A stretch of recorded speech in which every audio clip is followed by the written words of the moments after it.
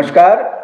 धर्म मीमांसा के सभी दर्शकों और शुभचिंतकों को राष्ट्रीय स्वयंसेवक संघ के तृतीय वर्ष प्रशिक्षित वक्ता और द्वितीय वर्ष प्रशिक्षित प्रश्नकर्ता की ओर से स्वागत है। मुझे लगता है कि धर्म मीमांसा को दुनिया और देश के बड़े ज्ञानी, ध्यानी और ओजस्वी, तेजस्वी लोग देखते हैं और शायद ये सामान्य लोगों के लिए नहीं होता है। इस पर जो चर्चाएं, बातचीत होती है, थोड़े विलक्षण, थोड़े बुद्धिमान और ज्यादातर देशभक्त इसको देखते हैं। हालांकि इसके विरोधी जो लोग हैं उनको भी देखने का बहुत ही चाव रहता है एक प्रकार से कि धर्म मीमांसा पर किस तरह की बातें हो रही हैं। वो बहुत ही कौतुक भाव से इसको देखते हैं। तो आज हम धर्म मीमांसा के इस एपिसोड में बात करेंगे राष्ट्रीय स्वयंसेवक संघ की स्थापना के बाद और उस समय की जो तत्कालीन स्थितियां थी, खास करके राष्ट्रीय स्वयंसेवक संघ, उसके संस्थापक डॉक्टर केशव बलिराम हेडगेवार, उनके जो मित्र और शत्रु, जो उनके विरोधी थे और जो उनके समर्थक शक्तियां थी, उसके बारे में जानने की कोशिश करेंगे। पृष्ठभूमि के तौर पर थोड़ा ये जरूर दर्शकों को बताना जरूरी है कि उस समय का जो हालात है संघ की स्थापना के समय का 1925 के आसपास, वो ये कि किसी भी तरीके से विश्व युद्ध की समाप्ति होती है और शायद शंका ये है, संभावना ये है कि समाप्ति के साथ ही द्वितीय विश्व युद्ध की पृष्ठभूमि और उसकी शुरुआत, उसकी तैयारी भी शायद कहीं ना कहीं होना शुरू हो गई हो। तो दुनिया में और खास करके भारत में एक अस्थिरता का माहौल है, असुरक्षा का माहौल है और दोनों तरह की शक्तियां, जो भारत विरोधी शक्तियां हैं, वो भी पूरी दमखम से, पूरी ताकत के साथ लगी हुई हैं अपने को संगठित और मजबूत करने में। वहीं भारत भक्त, देशभक्त, राष्ट्रवादी, जो स्वदेशी में विचार कर रहे हैं, जो हिंदुत्व और हिंदुओं के संगठन की बात कर रहे हैं और हिंदुओं को संगठित करते हुए अंग्रेजों की मुखालफत करना है, उनके विरुद्ध आंदोलन करना है ताकि देश को अंग्रेजों से मुक्ति मिल पाए, अंग्रेजी शासन से मुक्ति मिल पाए। ये सारी कोशिश हो रही थी।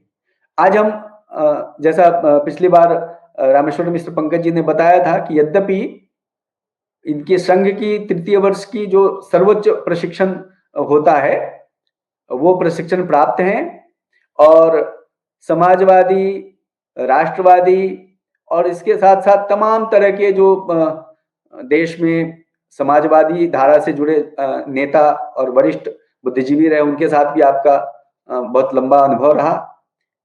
उसके साथ साथ वो आध्यात्मिक क्षेत्र में अनेक संगठन काम कर रहे हैं, उनके साथ भी आपका लंबा एक अनुभव रहा है। राजनीतिक और सामाजिक और धार्मिक अनुभवों के आधार पर और राष्ट्रीय स्वयंसेवक संघ को जितना गहरे से आप जानते हैं, एक तटस्थ दृष्टि भी है और अनुरागी दृष्टि भी है आपकी। इन सब को ध्यान में रखते हुए आप दर्शकों को ये थोड़ा बताएं कि उस समय राष्ट्रीय स्वयंसेवक संघ की स्थापना के समय और उसके बाद कौन सी ऐसी शक्तियां थी जो डॉक्टर हेडगेवार जी को साथ दे रही हैं, सहयोग कर रही हैं, मित्रवत व्यवहार कर रही हैं, और वैसी कौन कौन सी शक्तियां हैं, ताकतें हैं, जो भारत के खिलाफ, राष्ट्रीय स्वयंसेवक संघ के खिलाफ और ऐसे तमाम प्रयासों के विरुद्ध, उसके खिलाफ षड्यंत्र कर रही हैं और उनको कमजोर करने की, खत्म करने की कोशिश कर रही हैं। प्रोफेसर पंकज जी। नमस्कार मित्रों, बहुत महत्वपूर्ण प्रश्न है और इसको ठीक से समझने के लिए मैं प्रारंभ करूंगा कि स्वयं डॉक्टर साहब का, डॉक्टर केशव बलिराम हेडगेवार जी, जो राष्ट्रीय स्वयंसेवक संघ के परम पूज्य संस्थापक हैं, उनका जो बाल्यकाल है उसके समय की देश की क्या परिस्थिति थी और उसमें से कैसे वो इधर प्रवृत्त हुए, तो उससे स्पष्ट हो जाएगा कि देश की वास्तविक परिस्थितियां उस समय कितने प्रकार की थीं, कैसी थीं और कैसे उसमें से क्रमशः इसका संघ का विकास हुआ। तो डॉक्टर साहब का जन्म जो हुआ उसको हम लोग सब जानते हैं 1889 में हुआ और जब वो 19 वर्ष के विद्यार्थी थे तभी वंदे मातरम का गीत गाने के कारण उनके विद्यालय के पूरे 1400 छात्र निलंबित हो गए और उसमें अंत में सबको बड़ी युक्ति से देशभक्ति से संपन्न शिक्षक भी उन्हीं दिनों थे। इसका मतलब देशभक्ति पूरे वातावरण में थी। तो उन शिक्षकों ने ऐसा वातावरण किया कि भाई बस इतना कहा जाए कि तुमने जो जब इंस्पेक्टर आए थे स्कूल के, जो कि जाहिर है ब्रिटिश राज के निष्ठावान थे, तो उनके समय तुम लोगों ने जो वंदे मातरम गीत गाया और राष्ट्रीय भाव व्यक्त किए, वो गलती हुई ना तो तुम बस हाँ कह देना।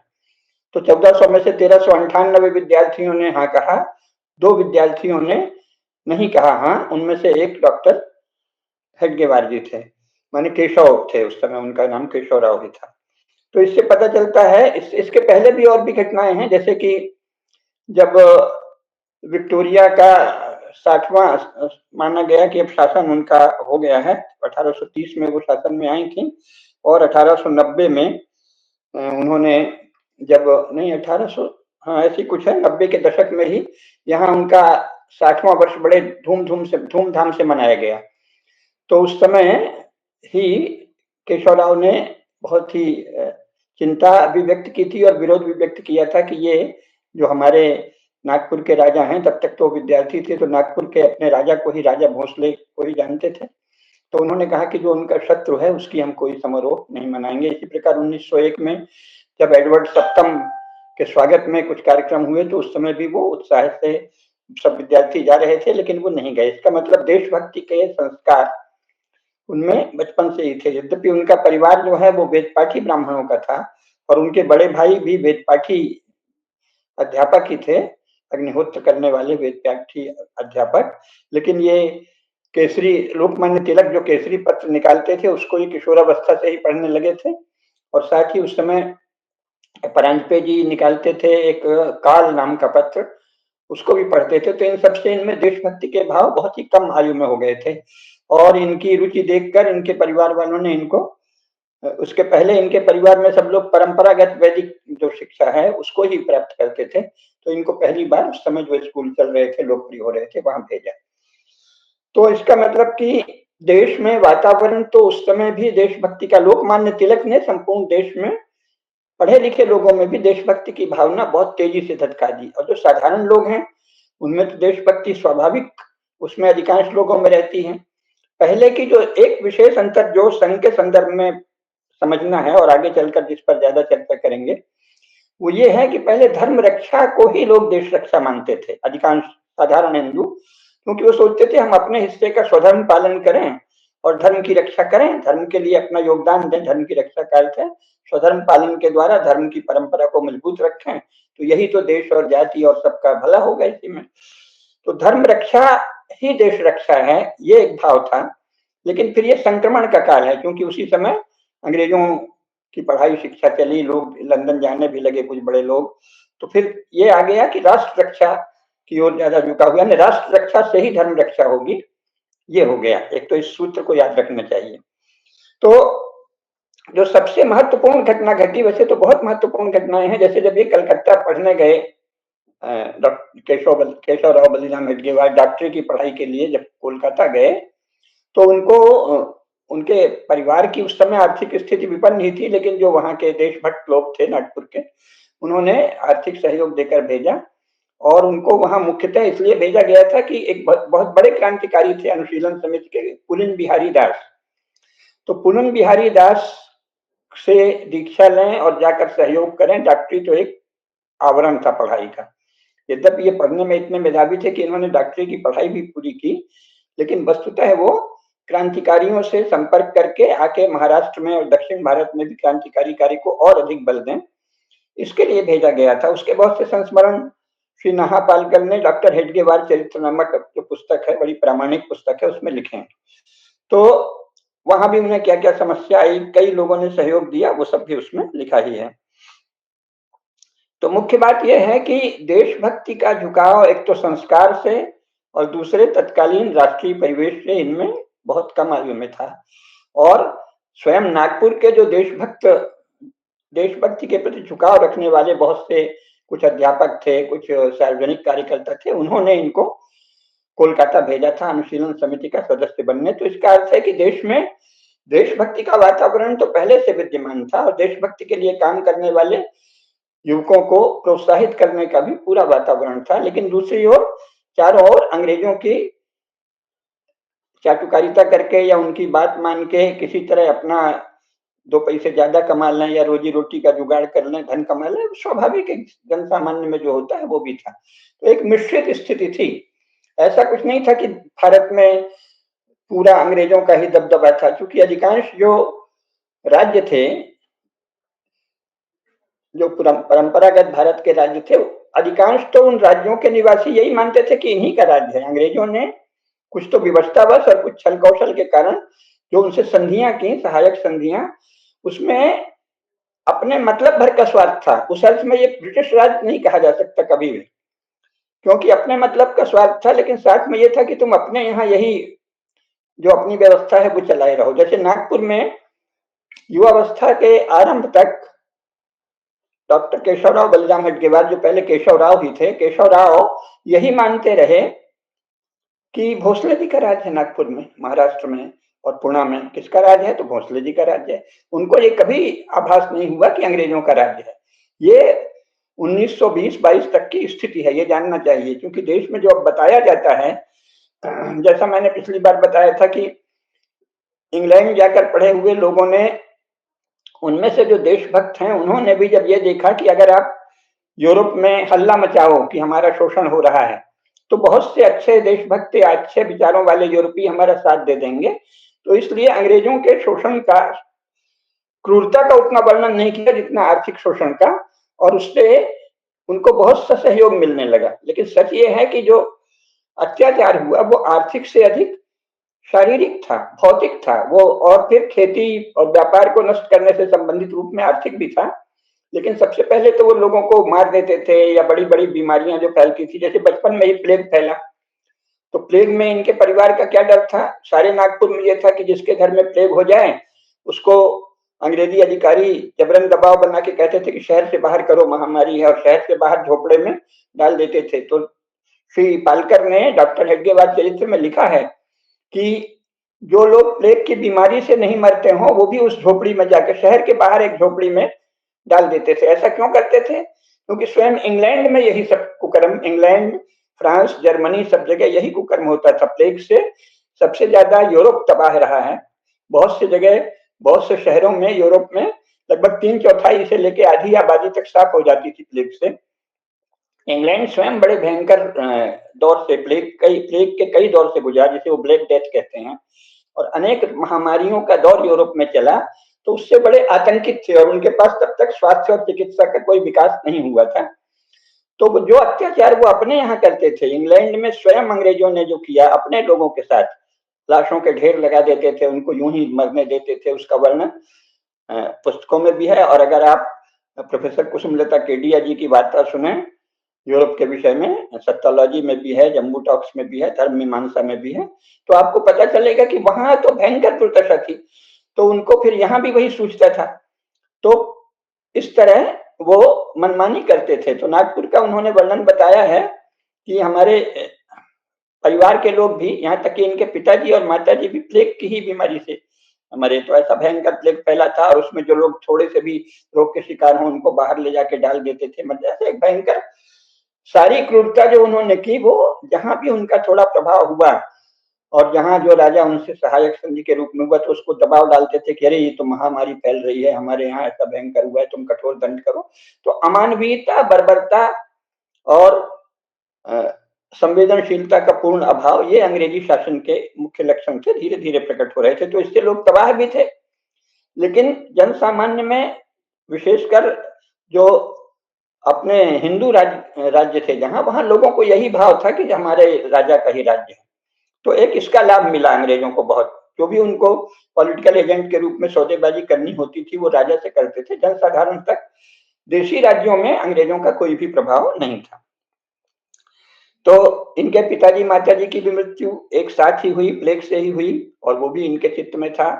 फिर इनके जो बड़े भाई हैं वो अपने दूसरे दिशा में गए, तो कैसे ये तो अब वहां आबा जी, जो इनके चाचा जी थे जिनको आबा जी कहते थे, वहां रहने लगे। तो अगर किसने किसने सहयोग किया इसे देखें तो सबसे पहले तो आबा जी, जो स्वयं एक सरकारी कर्मचारी थे, रेवेन्यू इंस्पेक्टर थे, उनमें भी इतनी देशभक्ति थी कि उन्होंने कहा कि नहीं, हम तुमको सहयोग देंगे और तुम अपने ढंग से चलो, देश का काम करो। यहाँ तक कि जब बहुत दबाव बढ़ा, जब कॉलेज में हड़ताल हुई और उससे गुप्तचर इनके पीछे लग गए, अंग्रेज गुप्तचर, तो फिर वो इन पर कुछ नहीं कर पाए ज्यादा। तो इनके चाचा जी, जिन्हें आबा जी कहते हैं, उन पर दबाव डाला तो उन्होंने सरकारी नौकरी छोड़ दी, यानी अंग्रेजों की नौकरी छोड़ दी। उन्होंने कहा नहीं, हम देश के लिए अपने भतीजे को सहयोग देंगे। तो देशभक्ति भी देश में व्यापक थी, एक तो ये जानना चाहिए। जो ये एक ईसाइयत से प्रभावित होकर, ईसाइयत और इस्लाम की विशेषता यह है कि वो अपना जो भी उनका प्रवर्तक है उसके पहले सब अंधेरा दिखाते हैं, घोर अंधेरा था, ऐसा था, फिर अचानक एक प्रकाश आया। तो भारत में भी ये चल गया है। तो ये ईसाइयत और इस्लाम की नकल है कि हमारे गुरुजी या हमारे संस्थापक या हमारा कोई महान नेता, वो जब आया उसके पहले देश में अंधेरा था। तो भारत में ऐसा अंधेरा एक भी दिन नहीं था। कहीं अंधेरा, प्रकाश था, अंधेरा भी था, अंधेरा कहीं थोड़ा ज्यादा फैल जाता था, इतना तो कह सकते हैं। लेकिन प्रकाश समाप्त हो गया हो, ऐसा भारत में एक भी दिन नहीं हुआ। एक तो ये तथ्य याद रखना चाहिए। डॉक्टर एडगेवार की जीवनी से ये पता चलता है और संघ के विकास से भी पता चलता है। ऐसा नहीं है कि अंधेरे में एक प्रकाश, जयप्रकाश जयप्रकाश जो नारा लगाते हैं कम्युनिस्ट विचार या समाजवादी विचार वाले लोग, वो और आजकल बहुत से लोग हिंदुत्व वाले भी कहते हैं कि हमारे गुरुजी ही ज्ञान के स्रोत हैं, बाकी सब अंधेरा है, या स्वामी दयानंद जी के पहले सब अंधेरा था। तो ये मूर्खता और अज्ञान है। ऐसा कभी नहीं है कि भारत में घोर अंधेरा रहा हो, लेकिन अंधकार ज्यादा बढ़ जाए और प्रकाश कम हो जाए किसी क्षेत्र में या किसी समय में, ये होता है। तो जब ये बंगाल में गए तो क्रांतिकारियों के संपर्क में आए और साथ ही वहां के बंगाल के प्रबुद्ध लोगों को भी देखा सुना, तो इनको एक अंदाज हो गया। जैसा मैंने बताया, प्रथम महायुद्ध की समाप्ति के बाद ये लगभग स्पष्ट हो गया था कि अंग्रेज भारत से कमजोर हैं। अगर भारत के हिंदुओं में राष्ट्रीय भाव प्रबल हो जाए तो इन्हें भागना पड़ेगा। तो सभी लोग वही कोशिश कर रहे थे और अंग्रेजों को सबसे बड़ी मात तो 1905 में ही मिल गई थी। 1905 में सितंबर है शायद, 29 सितंबर या कोई, 1905 में उन्होंने बंगाल के विभाजन का निर्णय किया, बंग भंग, और उसका ऐसा प्रचंड विरोध हुआ कि अगले वर्ष उनको उसे वापस लेना पड़ा। तो उस समय श्री अरविंद का बहुत प्रसिद्ध वाक्य है, जो उन्होंने वंदे मातरम एक साप्ताहिक निकालते थे, उसमें बताया कि सारे देश में वंदे मातरम गूंजने लगा और मानो वंदे मातरम मंत्र के द्वारा देश के लोगों ने देशभक्ति की दीक्षा ही ले ली। जैसे मंत्र दीक्षा तब तक देते थे ना, आध्यात्मिक, तो उन्होंने कहा कि ये वंदे मातरम भी एक आध्यात्मिक मंत्र है जिसने सारे देश में देशभक्ति की दीक्षा दे दी है, सारे ही जागृत आत्माओं को। तो इसका मतलब 1905-06 में भी प्रचंड देशभक्ति का भाव देश में व्यापक था। इसी प्रकार जब वो लौट के आए तो डॉक्टर मुंजे, जो अफ्रीका में थे और वो गांधी जी से के बराबर या उनसे बड़े ही नेता अफ्रीका में थे, वहां से लौट कर आए तो यहाँ वो कांग्रेस में सक्रिय हुए। फिर हिंदू महासभा की स्थापना उन्होंने की। तो उन्होंने भी डॉक्टर हेडगेवार को, यानी केशवराव बलिराम पंत हेडगेवार जी को काफी मदद दी, काफी प्रोत्साहन दिया। तो हमको ये जानना चाहिए कि ये जो कार्य है, ये जैसे कि हमारे यहाँ देवासुर संग्राम कहते हैं कि दैवी शक्तियां, ज्योति की शक्तियां, प्रकाश की शक्तियां और अंधकार की शक्तियां निरंतर चल रही हैं। कभी कुछ समय के लिए अंधकार की शक्ति प्रबल हो जाती है। उस समय भी अंग्रेजों का छलबल से ही सही, लेकिन जो प्रभाव फैल गया था तो उनके बहुत से समर्थक हो गए थे। लेकिन साथ ही देशभक्ति की धारा, धर्म की धारा भी पूरी बह रही थी। श्री अरविंद, यानी सबसे पहले बंकिम ने अपने आनंद मठ नामक उपन्यास में जो वंदे मातरम गीत लिखा, तो लिखा तो उन्होंने बंगाल में और सारे देश में फैल गया बहुत जल्दी। तो ये क्या था? ये कोई, बंकिम बाबू तो एक ब्रिटिश उसमें विभाग में नौकरी करते थे, माने ईस्ट इंडिया कंपनी के विभाग में। तो उनके लिखा गीत सारे देश में उनके बल पे थोड़ी था, उनके ताकत इतनी थोड़ी थी। ये बंकिम चंद्र चटर्जी, बंकिम चंद्र चट्टोपाध्याय में ये दम नहीं था कि वो देश में फैला। देशभक्ति की भावना देश में फैली हुई है। तो एक कोने में किसी एक प्रतिभाशाली कवि या लेखक या उपन्यासकार ने एक गीत लिखा और अचानक सारे देश में मानो आग फैल गई।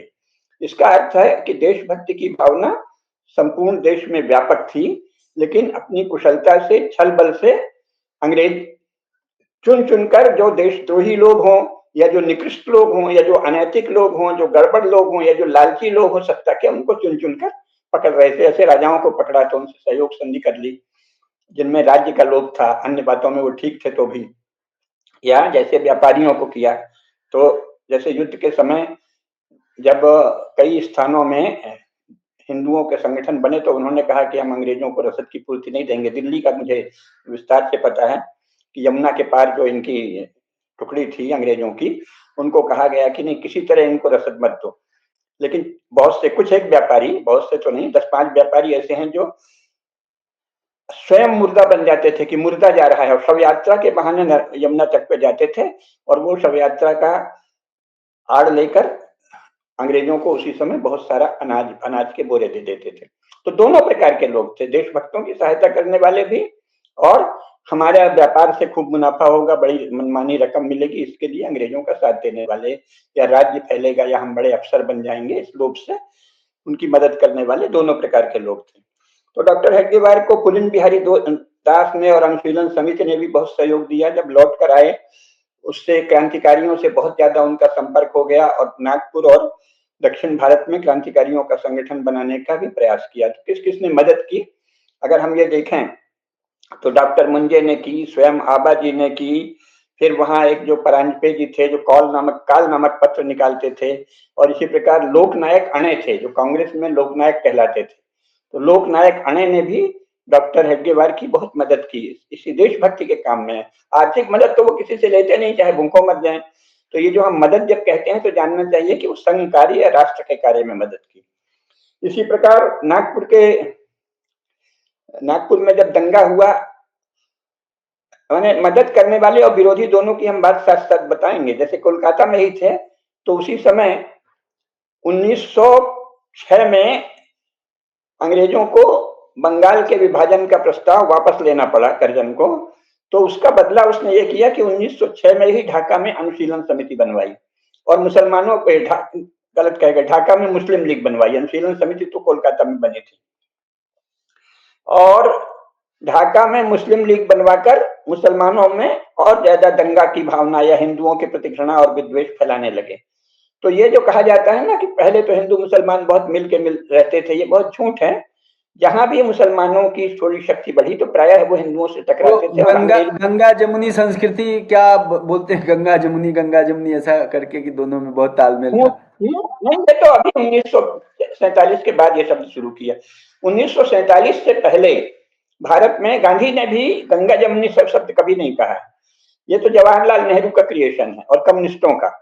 गंगा जमुनी तहजीब शब्द ही 1950 के बाद योजना पूर्वक कांग्रेस ने और कम्युनिस्टों ने मिलकर चलाया है, वो पहले नहीं था। लेकिन फिर भी ये था कि मुसलमानों को अंग्रेज बढ़ा रहे थे।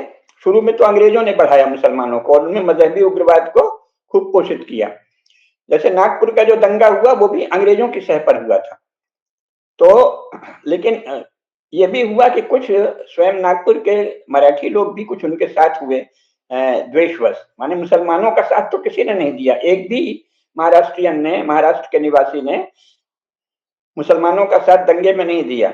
लेकिन हम देखते हैं कि कांग्रेस से जुड़े ही कुछ द्वेष करने वाले लोगों ने संघ की शाखा जो लगती थी नागपुर में उसको बंद कराने का प्रयास किया। तो फिर जो नागपुर के राजा थे भोसले जी, उनसे डॉक्टर साहब का बहुत आत्मीय संबंध था, प्रेम संबंध था। तो उन्होंने कहा कि जहां चाहो वहां शाखा लगा लो, हाथी खाने में लगा लो, यहाँ लगा लो, कहीं भी लगा लो। तो राजा भोसले महाराज ने उनकी सहायता की। इस प्रकार बहुत से महाराज लोगों ने भी सहायता की है, जिन पे अभी और चर्चा करेंगे। तो अभी पहले का कर लें तो शुरू में लोकनायक अणे हों, चाहे डॉक्टर मुंजे हों, चाहे स्वयं महाराज भोसले हों, और जैसा हमने बताया कांग्रेस में भी बहुत से जिन्हें गरम धारा कहते हैं, लोकमान्य तिलक के जो समर्थक हैं, लोकमान्य तिलक के जो अनुयायी हैं, वो सब लोग डॉक्टर केशव बलिराम हेडगेवार जी की बहुत सहायता करते थे। यहाँ तक कि जो बाबा राव सावरकर थे, वीर सावरकर के भाई, उन्होंने तरुण भारत संघ बनाया था। तो थोड़े ही दिनों बाद जब संघ अभी विकसित हो ही रहा था, लेकिन चूंकि नागपुर में लोगों को सब पता चल गया था और महाराष्ट्र में भी पता चल गया था कि एक तो ये महान राष्ट्रभक्त हैं, प्रचंड राष्ट्रभक्त हैं, और जो दूसरे दूसरे अपने भाषणों के द्वारा ये बड़े विस्तार से बताते थे कि हमारा प्रयोजन क्या है, तो उन्होंने तरुण भारत संघ का विसर्जन कर दिया। अब ये तथ्य तो बहुत कम लोग जानते हैं कि बाबा राव सावरकर ने तरुण भारत संघ का ये कहा कि आज से मैं तरुण भारत संघ को विलय करता हूं राष्ट्रीय स्वयंसेवक संघ में। तो ये बड़ा भारी सहयोग था, क्योंकि तरुण भारत संघ अपने समय में बड़ा ओजस्वी तेजस्वी संगठन था, विशेषकर महाराष्ट्र में, पुणे से लेकर और पूरे ही महाराष्ट्र में। तो उन्होंने तरुण भारत संघ का विसर्जन नहीं, विलय कर दिया राष्ट्रीय स्वयंसेवक संघ में। इसी प्रकार जहां जहां जो भी शिक्षक होते थे, जो पहले कांग्रेस का भी काम करते थे, लेकिन साथ ही संघ को शाखा लगाने में और उसका कार्य आगे बढ़ाने में बहुत मदद करते थे। राजा लक्ष्मणराव भोसले का हम बता ही रहे हैं। फिर बड़ौदा नरेश ने भी संघ कार्य को आगे बढ़ाने में सहायता दी। सबसे महत्वपूर्ण सहायता काशी में स्वयं मालवीय जी ने संघ भवन दिया, जहां की संघ की शाखा लग सकती है, संघ कार्य लग सकता है। और उस संघ भवन को धराशायी किसने किया? अभी कांग्रेस शासन में 1960 के बाद, कभी मुझे सन नहीं याद है, तो कांग्रेस शासन में कालूलाल श्रीमाली नाम का एक कम्युनिस्ट वहां कुलपति बनाया गया। पहले तो जवाहरलाल नेहरू ने ऐसा किया कि वहां कम्युनिस्ट लोग ही कुलपति हों, तो महामना मालवीय की सारी योजना को नष्ट करने का काम जवाहरलाल नेहरू ने योजना पूर्वक किया और फिर कम्युनिस्टों को वहां कुलपति बना दिया। तो कालूलाल श्रीमाली नाम का एक कम्युनिस्ट कुलपति हुआ, उसने संघ भवन को धराशायी कर दिया बुलडोजर से। वो अभी तक धराशायी है, अब शायद बन रहा हो तो पता नहीं मुझे, पर कम से कम 2016 तक तो कोई संघ भवन फिर से नहीं बना था। तो ऐसे भी हैं विरोधी। तो मुख्य विरोधी कौन है? मुख्य विरोधी थे पहली बात मुसलमान, और इन मुसलमानों के असली विरोधी कौन थे? अंग्रेज। अंग्रेज चाहते थे कि हिंदुत्व की कोई भी भावना किसी भी प्रकार प्रबल नहीं हो, तो वो मजहबी उग्रवाद को बढ़ावा देते थे। तो लोकमान्य तिलक ने जब आंदोलन किया तब तक तो ऐसा कुछ नहीं था, तब तक मुस्लिम लीग ज्यादा नहीं फैली थी, क्योंकि जिन्ना जैसे लोग थे जो लोकमान्य तिलक के प्रमुख अनुयायी माने जाते थे, और उस समय वो पक्के राष्ट्रभक्त थे, राष्ट्रवादी थे, लोकमान्य तिलक के अनुयायी के रूप में। ये तो बहुत बाद में देखिए, नेताओं की, अगर कोई नेता बहुत तेजस्वी, बहुत ही उज्जवल चरित्र और बहुत ही ज्ञान संपन्न नहीं है, तो उसकी निष्ठा सत्ता के प्रति ही होती है, तो वो कभी भी बदल जाता है। जैसे स्वयं जिन्ना पहले लोकमान्य तिलक के पक्के अनुयायी थे, प्रमुख अनुयायियों में से एक थे, और जब देखा कि हम इसके द्वारा कुछ, हमको तो एक देश ही मिल जाएगा राज करने को, तो फट से पलट गए। यद्यपि उनको न कुरान आती थी, न हदीस आती थी, न नमाज पढ़ते थे, न कभी हज गए, कोई भी जो नियम बताए जाते हैं इस्लाम के, मुसलमानों के, वो उनमें कुछ नहीं था, लेकिन सत्ता के लिए वो पक्के मुसलमानों के हितैषी हो गए। तो अनधिकृत मुसलमान के, अनधिकृत मुसलमान कह सकते हैं, अनधिकृत या बनावटी या नकली मुसलमान, बनावटी मुसलमान, बनावटी मुसलमान, बनावटी मुसलमान ही मजहबी उग्रवाद के नेता बने हुए हैं सब। पक्का मुसलमान तो भारत में जो होगा वो चुपचाप कहीं कुछ नमाज पढ़ रहा होगा, अल्लाह ताला का स्मरण कर रहा होगा। सारे ही भारत में जो भी उग्रवाद मुसलमान इस्लाम के नाम पे फैलता है, वो बनावटी मुसलमान ही फैलाते हैं। खैर, तो मुख्य बात यह है कि सबसे अधिक सहायक कौन हुआ? जो लोग क्रांतिकारी भावना के थे, देशभक्त थे, जो पहले क्रांतिकारी आंदोलन को बढ़ा रहे थे, उन्होंने ही राष्ट्रीय स्वयंसेवक संघ की सहायता की। और कांग्रेस का जो गरम दल जिसे कहा जाता है, जो तेजस्वी देशभक्ति से पूर्ण दल था, उन सब ने सहायता की। और बहुत से राजाओं ने, जैसे बड़ौदा नरेश और ग्वालियर नरेश, नागपुर के भोसले जी, इन सब लोगों ने काफी सहायता की जगह जगह। और महामना मालवीय का मैं बता ही रहा हूं कि महामना मालवीय ने स्वयं संघ भवन दे दिया। तो इस प्रकार देश भर में सहयोगी शक्ति कौन थी? जो धर्मनिष्ठ थे, सदाचार के पक्षधर थे, जो हिंदू धर्म के पक्षधर थे, जो धर्म रक्षा को ही देश रक्षा मानते थे, उन सब लोगों ने संघ का सहयोग दिया। यहाँ तक कि जो आधुनिक शिक्षा प्राप्त थे लेकिन राष्ट्रभक्ति के भाव से परिपूर्ण थे, भले वो वेदों को नहीं पढ़े थे, उपनिषद नहीं पढ़े थे, लेकिन अगर उनमें राष्ट्रभाव था तो उन सब ने भी संघ को आगे बढ़ने में सहायता दी। और विरोध किसने किया? तो विरोध सबसे ज्यादा अंग्रेजों ने किया, स्वाभाविक है, क्योंकि उनको इसमें खतरा दिखता था। वो तो गौरक्षणी सभाओं का भी विरोध करते थे, वो तो हर हिंदू संगठन का विरोध करते थे, तो उन्होंने इसको एक हिंदू संगठन के रूप में अपने लिए खतरनाक माना। और फिर उन्होंने, जैसी उनकी आदत थी, मजहबी उग्रवादी मुसलमानों को नेता बनाया और कम्युनिस्टों को भी मोहरा बनाया। और कम्युनिस्ट पार्टी की स्थापना भी अंग्रेजों के इशारे पर हुई थी, जैसा मैंने पिछली बार बताया था। तो भारत में कम्युनिस्ट पार्टी की स्थापना वस्तुतः अंग्रेजों ने कराई है, इंग्लैंड ने कराई है। और भारत के ज्यादातर कम्युनिस्ट कम्युनिज्म को ज्यादा नहीं पढ़े हैं। टॉप के लीडर्स को छोड़ दीजिए, मैं टॉप को भी जानता हूँ। जैसे स्वयं नंबूद्रिपाद पहले तो ब्राह्मण महासभा के महामंत्री थे केरल के, तो बाद में नंबूद्रिपाद महासभा थी, उसके महामंत्री थे, पक्के ब्राह्मणवादी थे। तो फिर अच्छा, बाद में ये सब तो किसी को पता ही नहीं है। कम्युनिस्ट नेताओं के बारे में धारणा ये कि जैसे वो जन्मजात मतलब वो गर्भ से ही कम्युनिस्ट हो, इस तरह की धारणा एकेडमिया में भी और इस मीडिया में फैला के रखा है। और ये नंबूद्रिपाद जी का तो आपने अच्छा, हाँ, नंबूद्रिपाद केरल में नंबूद्रिपाद की सभा बनी थी, उसके महामंत्री थे और ब्राह्मणों के उत्कर्ष के लिए विशेषकर उन्होंने कई वर्षों तक काम किया।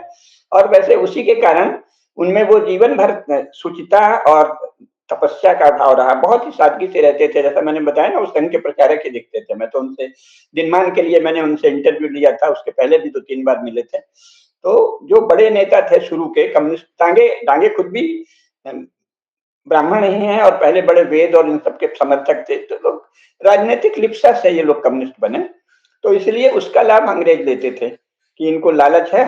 यहाँ तक कि अंग्रेजों ने योजना पूर्वक कम्युनिस्टों को कहा कि तुम जेल जाओ और जेल में जाके क्रांतिकारियों के पास कम्युनिस्ट साहित्य ले जाओ, लेनिन, स्टालिन, माओ का, जिससे कि उनकी देशभक्ति कमजोर हो। तो वो एक तरह से उनके एजेंट या गुप्तचर का काम करते थे कम्युनिस्ट। तो जो अंग्रेजों के इस प्रकार के एजेंट या गुप्तचर थे, वो संघ का उस समय कोई बहुत शक्तिशाली स्वरूप नहीं बना था, लेकिन वो हर चीज पे नजर रखते थे। हिंदू महासभा का भी विरोध करते थे, वीर सावरकर का तो प्रचंड विरोध करते ही थे। उन्हें तो 2-2 बार की आजन्म कारावासी की सजा सुना दी गई थी। लोकमान्य तिलक का सबसे पहले ही दमन किया था।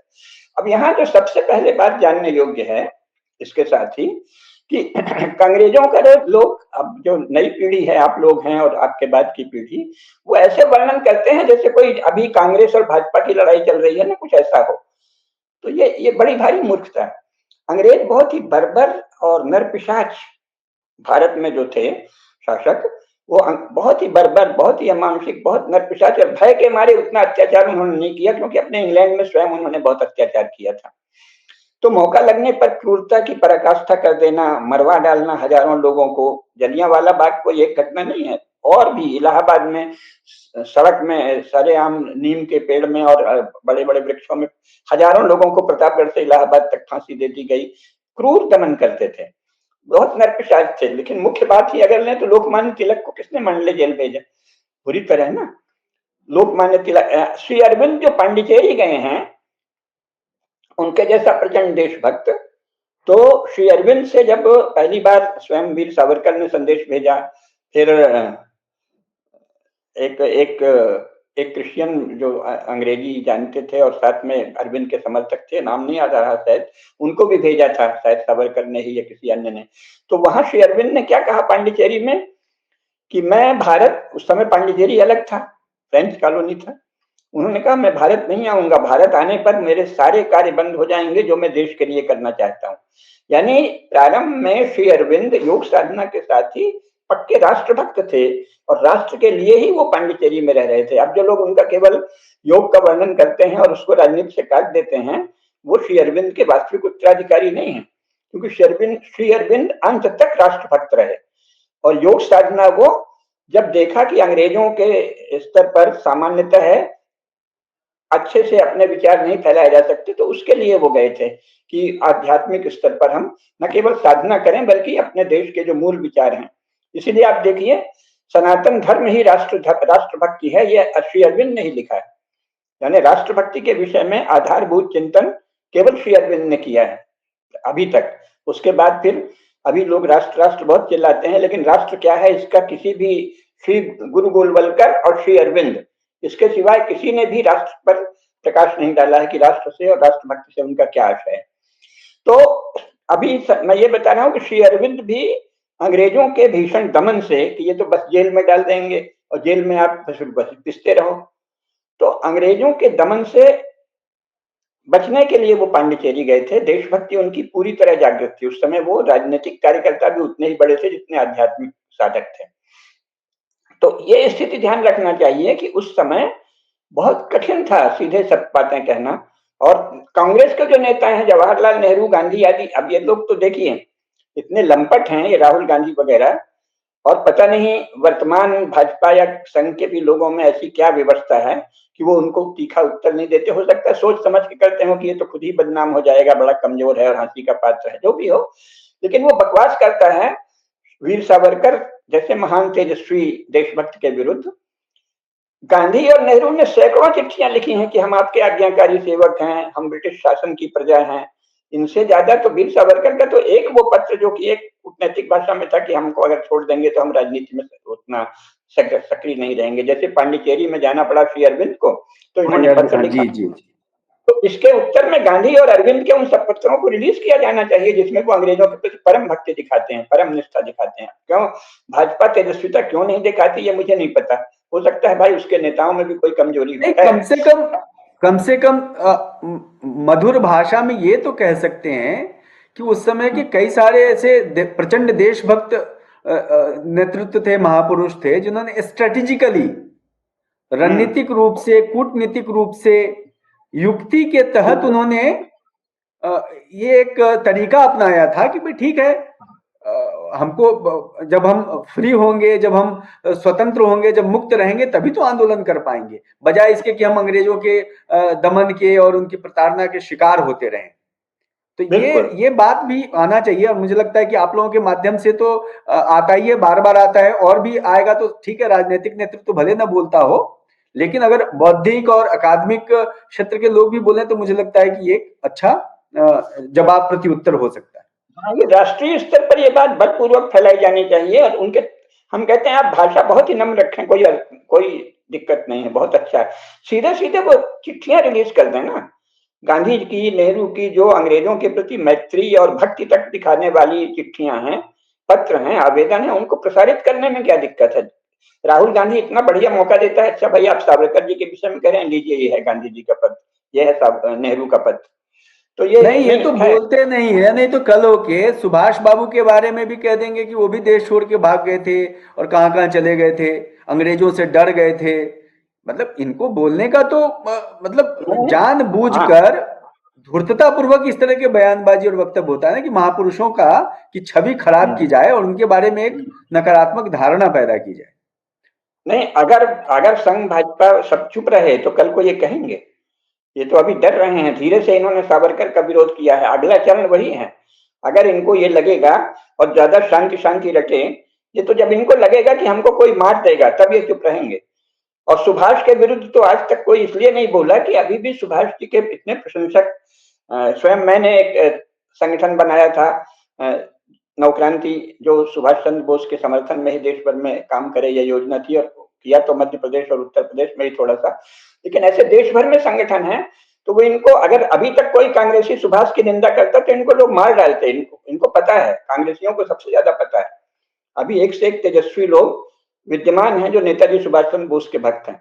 वीर सावरकर के भक्तों में से भी किसी को तो सामने आना चाहिए, भाई ये क्या कर रहे हैं, तुम इतनी हिम्मत कैसे कर रहे हो। खैर, तो अभी मुख्य बात ये बता रहे हैं कि डॉक्टर हेडगेवार जी ने बहुत सोच समझकर फिर राष्ट्रीय स्वयंसेवक संघ की स्थापना की, कि भाई केवल अंग्रेजों से लड़ने में, यानी क्रांतिकारी अनुशीलन समिति या अन्य क्रांतिकारी संगठनों के तर्ज पर अगर काम करेंगे तो कुछ ठिकाना नहीं है। स्टैंडिंग आर्मी बना ली है इन लोगों ने, हमारे ही लोगों की, तो इसमें काम किया है। तो आपका प्रश्न सहयोग का था। अब दूसरा विरोध का। विरोध में सबसे ज्यादा शुरू, जैसे मैंने बताया, अंग्रेजों ने उकसाया और मुसलमान और कम्युनिस्ट साथ आए। लेकिन धीरे धीरे जो मुख्य बात जानने की है, कांग्रेस के भीतर भी जो कम्युनिस्ट नहीं थे और जो मुसलमान नहीं बल्कि हिंदू नेता थे, उनके भीतर अपना बड़ा समर्थक एक वर्ग योजना पूर्वक अंग्रेजों ने खड़ा कर लिया। क्योंकि कांग्रेस तो संस्थापना ही एक ऐसे व्यक्ति ने की थी जो उनका ही अफसर था और उनका ही गुप्तचर भी रहा, उनका ही दलाल भी था, एजेंट भी था। बहुत से राजा तो सहयोग कर ही रहे थे, लेकिन हम वो सारे राजा जो सहयोग कर रहे थे उसमें बहुत से देशभक्त राजा भी थे कि सहयोग कर रहे हैं और इधर क्रांतिकारियों को भी सहयोग दे रहे हैं। तो ऐसा उस समय की व्यवस्था थी। लेकिन बहुत से लोग जो व्यापारी हैं या वकील हो गए, उनको जो राय बहादुर आदि की उपाधि देते थे, उसमें से ज्यादातर अंग्रेजों के पक्के समर्थक थे। राय बहादुर उपाधि उनको ही दी गई है जो अंग्रेजों की चापलूसी करें या उनकी दलाली करें या उनके काम को फैलाएं। तो ऐसे बहुत सा वर्ग हो गया था। लेकिन सबसे बड़ी सफलता अगर किसी अंग्रेजों को अगर सबसे बड़ी सफलता हिंदुओं के भीतर अपना कोई प्रमुख व्यक्ति खड़ा करने में मिली है, और ये बात मैं इसीलिए मैंने शुरू में कह दिया था कि मैं संघ के स्वयंसेवक के रूप में नहीं बोल रहा हूं, क्योंकि संघ इससे सहमत नहीं होगा जो हम कहने जा रहे हैं। लेकिन ये मेरा बहुत ही अध्ययन पूर्ण निष्कर्ष है, क्योंकि मैं स्वयं पहले गांधी जी का बहुत बड़ा प्रशंसक था, लेकिन व्यापक अध्ययन के बाद मेरा दृढ़ और निश्चित निष्कर्ष है कि सबसे बड़ी सफलता अंग्रेजों को मिली गांधी जी को अपना प्रतिनिधि बनाने में। गांधी जी में वो सारे नटकरता आते थे कि वो हिंदू समाज को ये भ्रम दें कि मैं सनातन धर्म का उपासक हूं और मैं हिंदुत्व के लिए काम करता हूं, लेकिन काम उन्होंने सारा ब्रिटिश शासन के लिए किया। और इसका सबसे बड़ा काम जो है, सबसे पहला प्रमाण कि उन्होंने खलीफत आंदोलन भारत में खड़ा कर दिया। अच्छा, अंग्रेज कितने बड़े कूटनीतिज्ञ हैं, ये कम से कम जो लोग राजनीति शास्त्र का अध्ययन करते हैं या राजनीतिक कार्यकर्ता हैं उनको जानना चाहिए। क्योंकि तुर्की से जैसे ही वो पराजित हुए प्रथम महायुद्ध में, जब वो जर्मनी से लगभग पराजित होने की दशा में आ गए, मुश्किल से थोड़ा जीते, तो तुर्की जर्मनी के साथ था। हालांकि अंग्रेजों से भी वो दोस्ती चला रहा था। तब से इन्होंने तुर्की को तोड़ने की योजना बनाई। तुर्की को तोड़ने के लिए बहुत से कुकर्म किए हैं। अभी उसका विस्तार करेंगे तो इसी में समय चला जाएगा।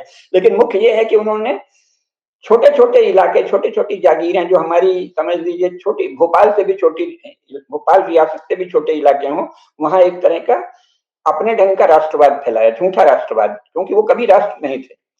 न सऊदी अरब कोई राष्ट्र था, न जॉर्डन, न इसराइल तो बाद में बना, लेकिन सऊदी अरब, जॉर्डन, सीरिया, ये कोई राष्ट्र नहीं थे, ये तो अलग अलग राज्य थे। और फिर इराक, ईरान, लेबनान, ये सब अंग्रेजों ने बनवाए हैं, और ये 20वीं शताब्दी ईस्वी में बने हुए हैं। न तो सऊदी अरब 20वीं शताब्दी ईस्वी से पहले कोई नेशन स्टेट था, न लेबनान, न सीरिया, न जॉर्डन, कोई भी नहीं थे, न इराक, न ईरान, ये सब अभी के क्रिएशन है। और ये ईरान तो भारत का अंग था, तो पारसिक साम्राज्य के रूप में उसको पहले पहचान लिया, फिर उसको भी तोड़वा दिया। तो तुर्की को कमजोर करने के लिए पहले तो इन्होंने उसका नाम, जो उस्मान वंश था, उसको ऑटोमन कह रहे हैं, जो उसका कभी नाम ही नहीं था, ऑटोमन एम्पायर कह दिया। यानी पहले तो ये नाम बिगाड़ते हैं अंग्रेज छलपूर्वक। इसके बाद इन्होंने तरह तरह से अरब नेशनलिज्म फैलाया, और इसमें सबसे बड़ा छल ये किया कि तुर्कों का जो भी योगदान था उसको वो अरब कहने लगे, तुर्कों को ही अरबी कहने लगे और तुर्क को अरब कहने लगे। तो जो भारत का ज्ञान विज्ञान की पुस्तकें जो अनुदित हुई थी बगदाद में हारून अल रशीद के समय, खलीफा हारून अल रशीद ने संस्कृत के विद्वानों को बुला के सब अनुवाद किया था, गणित, विज्ञान, आयुर्वेद, सबकी पुस्तकें, उसको वहीं से वहां हो गया है, क्योंकि तुर्की से लगा हुआ इधर ये है माने यवन देश, और उधर फिर फ्रांस वगैरह और पूर्वी यूरोप लगा हुआ है, तो वहीं से गया है। लेकिन ये लोग उसको क्या कहते हैं, जो संख्या भी आई तो कहते हैं अरबिक है। इतना तो मानते हैं कि ये हिंदुस्तान से आई, भारत से आई, लेकिन अरबिक कहते, पर वो अरबिक है ही नहीं, वो तुर्क है। अरबों से तो यूरोप का संपर्क 20वीं शताब्दी में ही हुआ है सीधे। इनका मुख्य संपर्क है तुर्कों से। तो जो तुर्कों का नाम ही मिटा दिया, आज भी जो तुर्कों ने जो जो किया उसको कहते हैं अरबी। इस्लाम सारा जो इधर इस्लाम के नाम पर फैला है वो तुर्कों के द्वारा फैला है, और फिर पारसिकों के द्वारा फैला। तो ये तो सबसे पहले नाम छिपाते हैं, नाम मिटाते हैं, तो वही वो भारत में कर रहे थे। लेकिन इसमें गांधी जी वाला संदर्भ है, इसमें सबसे बड़ी चाल उन्होंने ये चली कि तुर्क साम्राज्य को तोड़ने के लिए वहां अनेक तरह का राष्ट्रवाद चला दिया, जो यूरोपीय किस्म का राष्ट्रवाद है। हमारे यहाँ भी लोग कमाल पाशा का बहुत गुणगान करते हैं, लेकिन वस्तुतः वो ब्रिटिश किस्म का ही राष्ट्रवादी था। खैर, तो हमको तो उससे फायदा हुआ और दुनिया को फायदा हुआ, उसने आके खलीफत समाप्त कर दी। लेकिन अभी अंग्रेजों की कुटिल चाल बता रहे हैं कि एक और वो तुर्की के भीतर कमाल पाशा का राष्ट्रवाद फैला रहे हैं, ठीक है, और उनको पता था उन्हीं के इशारे पर खलीफत खत्म की गई। यानी एक सी नीति पर कभी नहीं चलते, कोई भी अच्छा राजपुरुष चलता भी नहीं है, और भारत के राजपुरुषों को इससे सबक सीखना चाहिए। अपने आप को सरल दिखाने के चक्कर में अपना अपनी छवि खराब करते हैं, गांधी गांधी रट के, या कोई भी शांति शांति रट के। उन्होंने कमाल पाशा को राष्ट्रवादी बनाया और उसे उकसाया कि तुम खलीफत खत्म कर दो ताकि तुर्की की प्रभुता समाप्त हो। यहाँ गांधी को सिखाया कि तुम यहाँ खलीफत आंदोलन चला दो ताकि मुसलमान जो है वो तुम्हारे बहकावे में आ जाएं। और उन्हें पता था कि मुसलमानों में अगर खलीफा वाला जोश उमड़ा तो वो हिंदुओं को ही मारेंगे काटेंगे। अंग्रेजों को अच्छी तरह पता था और गांधी जी को भी पता था, ये मेरा मानना है।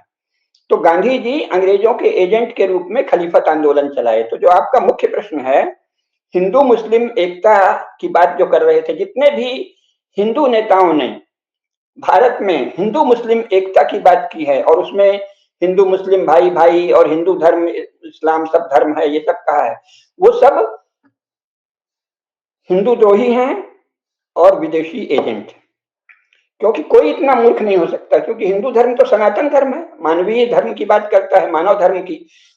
और इस्लाम और ईसाइयत दोनों, ये थियरी, ये सिद्धांत हम लोग माने गढ़ने की बात नहीं, इसको मान सकते हैं कि कोई कॉन्स्पिरेसी थियरी की तरह षड्यंत्र के तहत हिंदुओं में एकता न हो जाए, इसलिए हिंदू और मुस्लिम के बीच में एकता की बात की गई।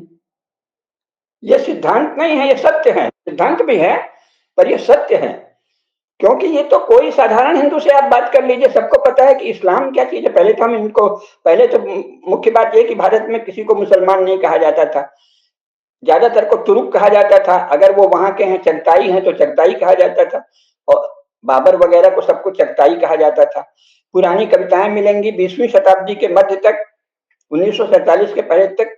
जैसे राम कुमार वर्मा तो अभी के कवि हैं, जो बाद में भी पढ़ाए गए हैं, अभी आजकल कोर्स में है। उनकी कविता है जिसमें वो एक लड़का गाता है, आ गया आ गए तुरक, आ गए तुरक। यानी इनको तुर्क कहना, हिंदी कविता में भी इनको तुर्क कहा जाता था या पठान कहा जाता था, जो पठान है ना। तो तुर्क को तुर्क कहना, पठान को पठान कहना, चगताई को चगताई कहना, मुसलमान शब्द का तो प्रयोग ही नहीं। मुसलमान शब्द का प्रयोग 20वीं शताब्दी ईस्वी में अंग्रेजों के इशारे पर किया गया है। स्वयं यूरोप के लोग पहले इनको मोहम्मदन कहते थे, मुस्लिम शब्द पहले नहीं है। सारे शब्द गढ़े गए हैं प्रथम महायुद्ध के बाद। प्रथम महायुद्ध के बाद तुर्की को घेरने के लिए और तुर्की को अरब बताना और इसको मोहम्मदनिज्म को इस्लाम बताना, ये शुरू हुआ है। तो ये जो लंदन जाकर पढ़े हुए नेता हैं, ज्यादा पढ़े लिखे नेता, उनको तो ये सब पता है। गांधी जी को अच्छी तरह पता था कि इस्लाम शब्द अभी गढ़ा गया है, मुसलमान नाम का कोई वो नहीं है, धर्म नहीं है। वो तो एक भावावेश में इस फैला दिया जाता है मजहब के नाम पर। धर्म तो उसे कहते हैं जो संपूर्ण मानव जाति के लिए कुछ सूत्र बताए। इस्लाम में संपूर्ण मानव जाति के लिए कोई सूत्र नहीं।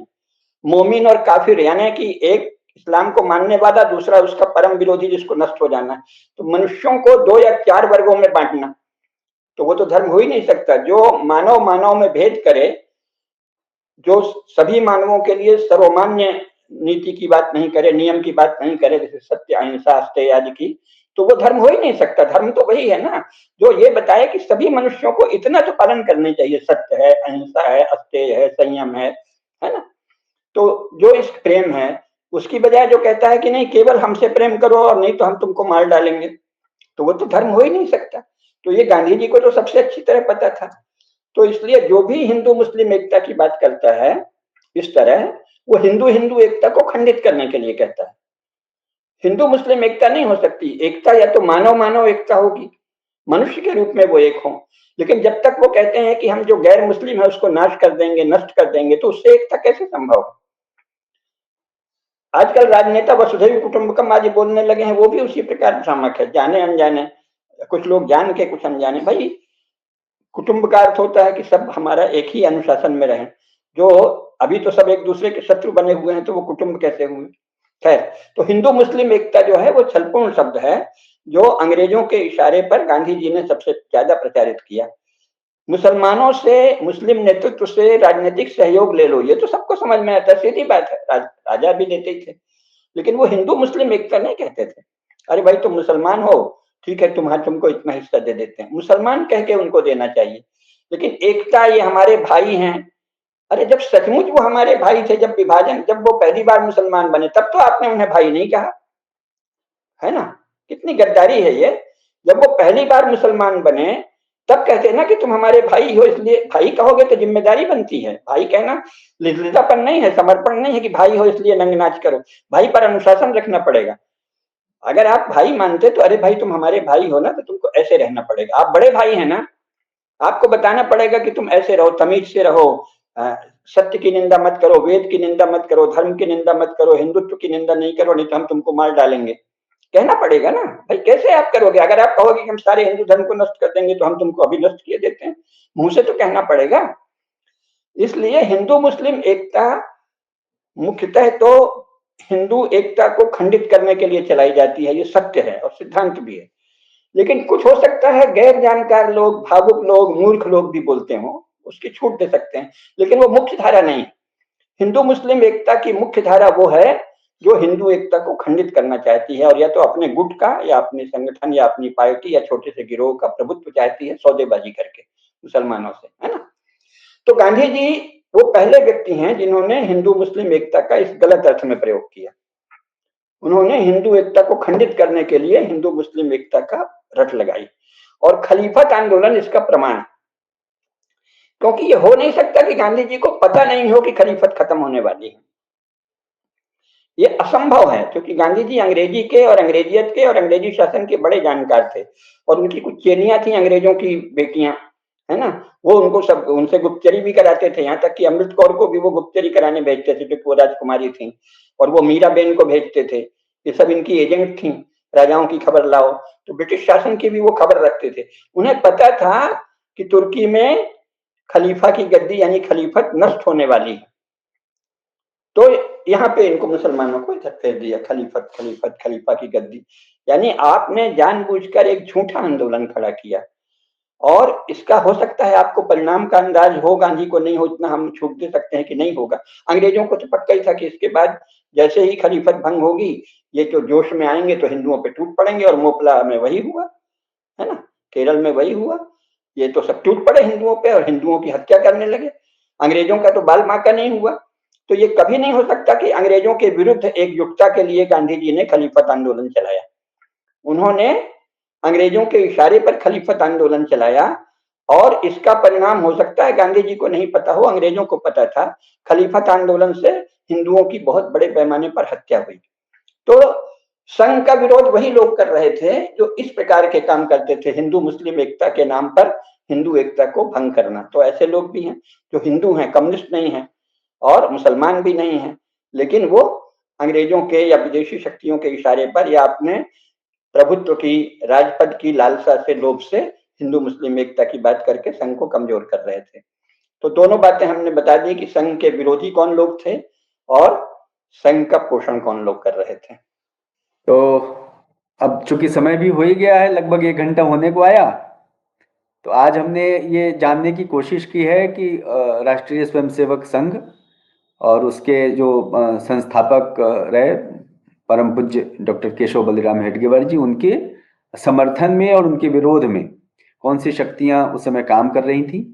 आगे आने वाले धारावाहिकों में, श्रृंखला में, हम ये कोशिश करेंगे कि राष्ट्रीय स्वयंसेवक संघ किस तरीके से भारत में और भारत के बाहर, विशेषकर पहले तो जो आजादी के पहले तो भारत में ही ज्यादा काम रहा है, कैसे विभिन्न आंदोलनों के साथ समन्वय करते हुए, समाज की विभिन्न धाराओं के साथ समन्वय करते हुए, सहयोग करते हुए अपने आप को वो खड़ा भी कर रहा है, संगठित भी कर रहा है, और उस संगठन के सहारे वो हिंदू समाज को संगठित करने का, और जो विरोधी शक्तियां हैं उनसे भी दो दो हाथ करते हुए देश की आजादी से लेकर देश के, जिसको हम पुनर्निर्माण की बात करते हैं, पुनर्रचना की बात करते हैं, उस काम में सफलता प्राप्त करता है। तो आपको आज की इस ज्ञानवर्धक और विचारोत्तेजक, ज्ञानवर्धक और बहुत ही उपयोगी, महत्वपूर्ण चर्चा के लिए मैं अपनी तरफ से धन्यवाद देता हूं। और मुझे लगता है कि दर्शक और श्रोता भी, और जो धर्म मीमांसा के शुभचिंतक हैं, वो भी बहुत ही एक तरीके से आतुरता के साथ, जिज्ञासा के साथ आपकी सारी बातें सुनते हैं, और वो भी अपने आप को धन्य महसूस करते होंगे कि ऐसी बातें उनको, जो अज्ञात बातें हैं, वो भी उनको पता चलती हैं। नहीं तो कई सारी बातें ऐसी कि धारणाओं के आधार पर चर्चाएं होती हैं और उसके ऊपर उसको लोग मानते हैं। तो आपने कई सारी धारणाएं, कई सारे जो मिथ हैं महापुरुषों के बारे में और राष्ट्रीय स्वयंसेवक संघ के बारे में, उसको भी खंडित करने की कोशिश की है, प्रयास किया है। तो इसके लिए भी बहुत बहुत धन्यवाद।